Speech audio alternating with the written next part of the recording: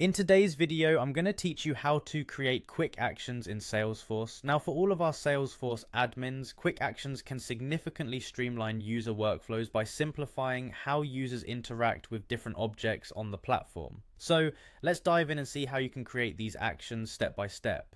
First things first, you'll want to access the Salesforce setup page. You can typically find this by clicking on the gear icon located at the top right of your Salesforce interface and then selecting Advanced Setup.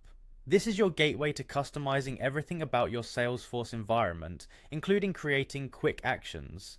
Once you're in the setup area, navigate over to the Object Manager. You can do this by using the quick find box. Just type in Object Manager and select it from the drop-down list.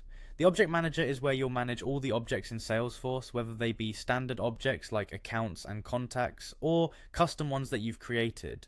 Now think about which object you want to add the quick action to. This could be anything from an account to a lead or an opportunity. Once you've decided, select that particular object from the list. You'll be directed to the Object Setup page. On this setup page, look for the option titled Buttons, Links, and Actions. Click on it, and this is where all custom buttons and quick actions currently associated with the object live. You want to create a new quick action, so go ahead and click on New Action. Here you'll be prompted to select the type of action you wish to perform. Often you might be creating a new record, so let's choose Create a Record as our action type for this demonstration. Next, you'll specify the target object that this action will affect. It's now time to input some important details. Enter a label for your new quick action. This label is what users will see, so make it intuitive and relevant. You also have the option to add a description. This can be useful for other admins to understand what the action is intended to do.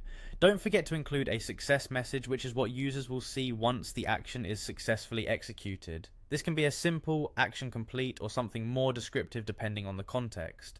With everything set, click Save to commit your changes, but wait, you're not finished yet.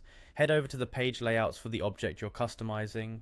Choose the specific layout you wish to edit. You'll need to locate the Quick Action section from the menu above, and then simply drag your newly created quick action to the Salesforce Mobile and Lightning Experience Action section. Finally, save your page layout changes, and there you have it, a brand new quick action ready to enhance the experience for Salesforce users.